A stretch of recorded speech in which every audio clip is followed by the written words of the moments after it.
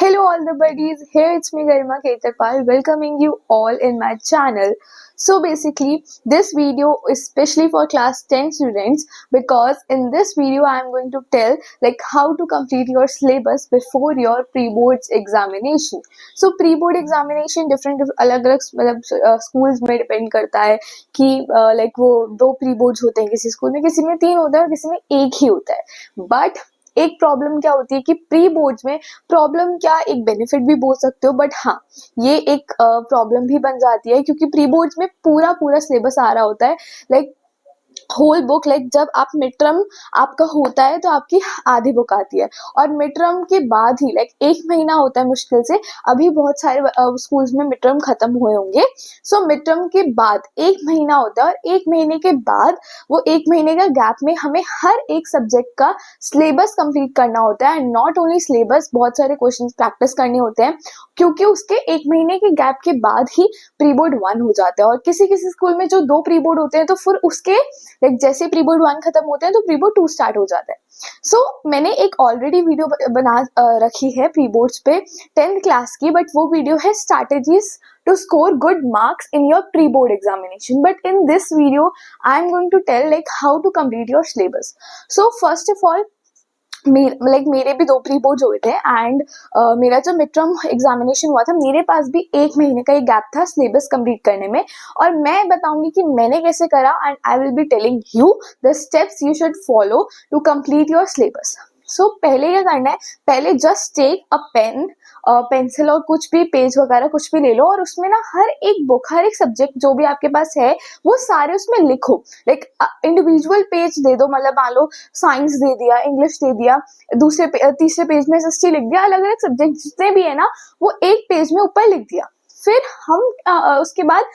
हमने बुक खोली, उसके इंडेक्स से जितने भी चैप्टर है वो सारे चैप्टर लिख दिए कि साइंस में कितने चैप्टर हैं टोटल. मतलब सारे चैप्टर आ रहे होते हैं प्री बोर्ड्स में. मेनली तो यही होता है कि पूरा सिलेबस आता है प्री बोर्ड में क्योंकि प्री बोर्ड का मेन एम यही होता है कि हमारा सिलेबस जो है बोर्ड एग्जामिनेशन से पहले खत्म हो जाए और हमें बोर्ड एग्जामिनेशन से पहले बस रिवीजन और प्रैक्टिस का ही हमारे पास मेन वो टाइम बचे और मेन हमारा वो हो पाए. तो प्री बोर्ड्स में ज़्यादातर पूरा सिलेबस ही आता है. तो आपने क्या करा, इंडेक्स से सारे सिलेबस हर एक पेज में जो भी जिस पेज में जो सब्जेक्ट लिखा था उस पेज का वो लिख दिया.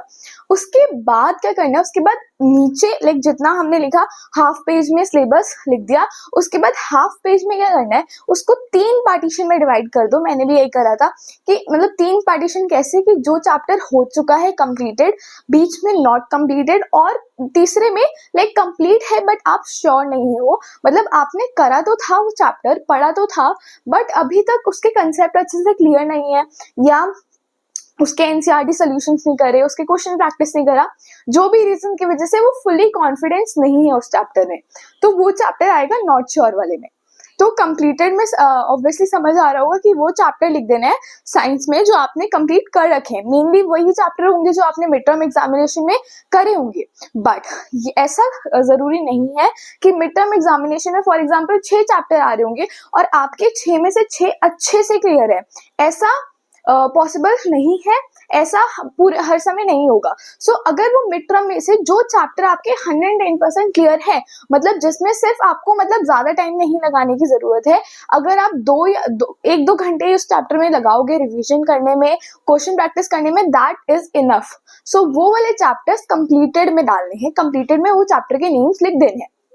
देन नॉट कंप्लीटेड मतलब जो चैप्टर आपने पढ़ा ही नहीं है, जो चैप्टर आपके बिल्कुल ही रह गए हैं वो आएंगे नॉट कंप्लीटेड में. देन नॉट श्योर में कौन से चैप्टर आएंगे, वो जो मैंने आपको बताया कि आपने कंप्लीट करा तो था. मान लो for example mid term examination के लिए आपने वो करा था बट आपके मिड टर्म एग्जामिनेशन के जब आपने आंसर शीट देखी तो आपको पता चला कि नहीं वो उसमें आपको प्रॉब्लम आ रही है और आपको उसमें कोई चैप्टर में आपने स्टार्ट करा, उसका कंसेप्ट क्लियर नहीं है या उसके क्वेश्चन प्रैक्टिस रह गए हैं. सो जो भी मान लो 3 चैप्टर आपके नॉट श्योर वाले हैं कि 3 आपने करे तो थे बट आप श्योर नहीं हो. मान लो एक में आपने लिख दिया कि इसके क्वेश्चंस नहीं करे एनसीईआरटी के, दूसरे में लिख दिया कि इसका ये वाला टॉपिक में बहुत ज्यादा डाउट है, तीसरे में लिख दिया कि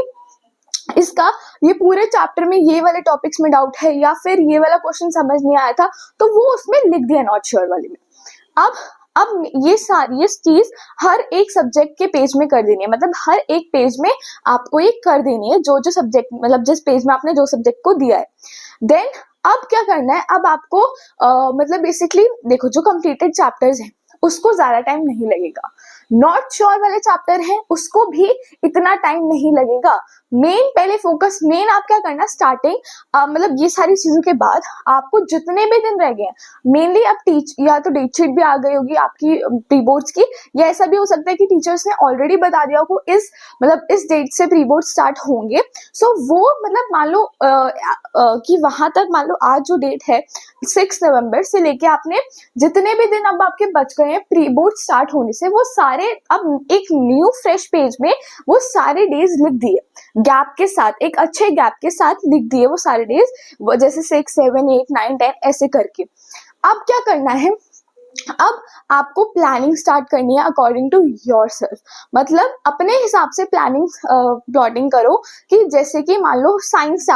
है, मतलब ऐसा मत करना कि 7 नवंबर है तो उसमें पूरा दिन ही आप मैथ्स पढ़ रहे हो, या 8 है उसको पूरे दिन ही आप मैथ्स पढ़ रहे हो, ऐसा नहीं करना है। एक दिन में 2 सब्जेक्ट्स तो पढ़ने हैं, एक सब्जेक्ट पढ़ोगे तो बहुत बोरिंग हो जाएगा, 2 सब्जेक्ट एक दिन में तो 2 ही दो। और ट्राई करो, लाइक मेरे हिसाब से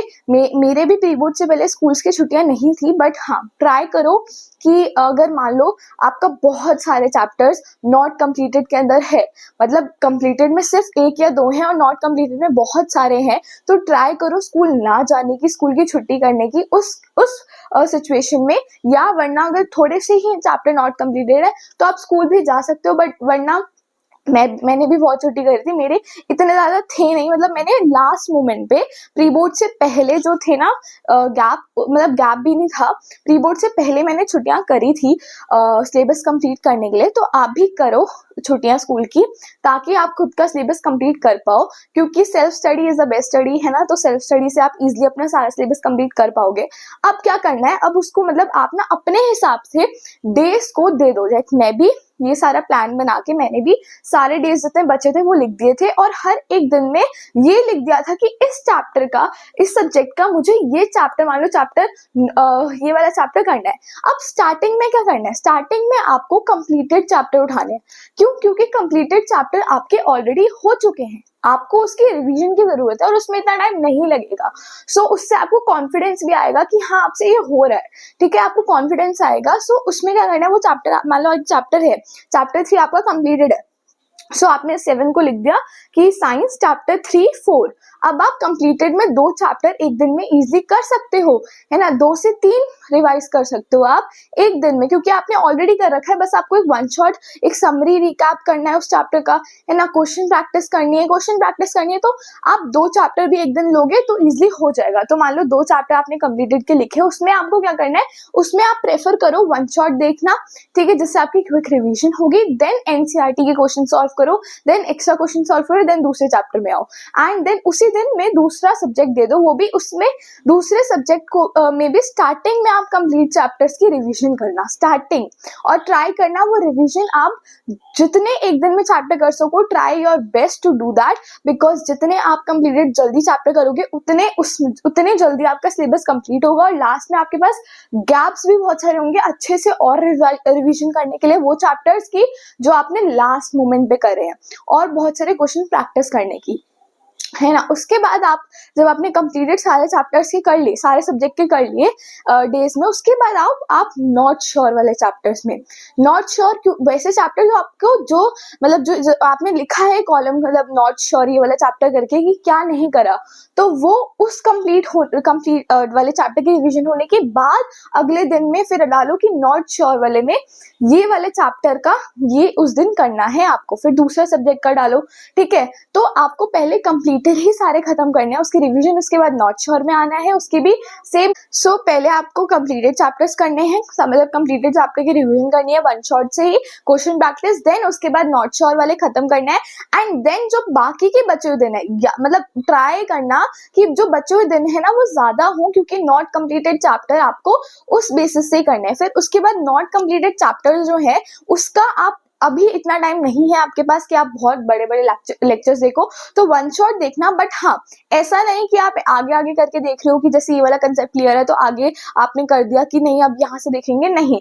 बट नॉट कंप्लीटेड में ही नहीं करना, क्योंकि वो वैसे चैप्टर्स हैं जो आपने बिल्कुल भी नहीं करे हैं, तो आपको उसमें थोड़ा टाइम लगेगा। ट्राई करो कि सुबह जल्दी उठ के वो वाला चैप्टर करो, फिर स्कूल चले जाओ, या रात को थोड़ा देर तक पढ़ लो, है ना, ताकि वो चैप्टर्स जो है वो जो डेली टास्क आपने खुद को दे रखे हैं हर एक दिन, वो पूरे हो जाए। एंड मतलब ट्रस्ट मी, जब आप वो दिन पूरा करोगे ना, तो आपको सच में बहुत अच्छी नींद आएगी, क्योंकि आपके मन में ऐसा माइंड में रहेगा कि यार ये वाला चैप्टर कंप्लीट हो गया। और धीरे धीरे जब हर एक दिन आपका हर एक चैप्टर सिलेबस कंप्लीट होता रहेगा, तो खुद ही आपको कॉन्फिडेंस आएगा। और वो आपके सिर्फ प्री बोर्ड के लिए बेनिफिशियल नहीं है, आपके बोर्ड एग्जाम्स के लिए भी बेनिफिशियल है, ठीक है। उसके बाद नॉट कंप्लीटेड वाले चैप्टर्स करो और उसको ज्यादा टाइम देना, है ना, सुबह जल्दी उठ के, रात को जल्दी उठ के, एंड ऐसे आपका सिलेबस कंप्लीट हो जाएगा। एंड हाँ, लास्ट में जब आपका सारा सिलेबस कंप्लीट हो जाए, तो क्या करना, आप ना जो सीबीएसई ने सैम्पल पेपर अपलोड करे हैं उसको जरूर सॉल्व करना प्री बोर्ड के लिए, क्योंकि बहुत सारे टीचर्स क्या करते हैं, वो सैम्पल पेपर से same as it is question pre board के पेपर में डाल देते हैं। मेरे पेपर्स में भी ऐसा हुआ था कि same as it is question वो आ गया था जो सैम्पल पेपर में दे रखा था, और प्रीवियस ईयर सैम्पल पेपर से भी। सो वो previous year sample paper CBSE की वेबसाइट पे मिल जाएंगे, वो जरूर सॉल्व करके चले जाना। And all the best. अगर आपको कोई भी फर्दर प्री बोर्ड से रिलेटेड कुछ भी 10th के रिलेटेड वीडियोस चाहिए, so do let me know in the comment section. So that's all for the video. I hope you all like it and I hope this video is very very beneficial. Do follow it, मैंने भी follow करता है, मेरा syllabus बहुत अच्छे से complete हो गया था प्री बोर्ड का। And yes, remember, pre boards थोड़े टफ आएंगे, प्री बोर्ड्स में चेकिंग बहुत स्ट्रिक्ट होगी, प्री बोर्ड्स में आपके कम मार्क्स आएंगे, बट डोंट बी सैड, है ना, डीमोटिवेटेड बिल्कुल मत होना, है ना। मेन आपका एम है बोर्ड्स एग्जाम। एंड सुना तो होगा ना कि कोई मतलब कोई जब जंग लड़ने जाते हैं, मेन जंग, तो उससे पहले छोटी छोटी जंग लड़नी पड़ती है, तो वो छोटी छोटी जंग ये प्री बोर्ड्स ही है। सो yes, all the best, and do like this video and subscribe my channel if you have not subscribed yet. So yes, let's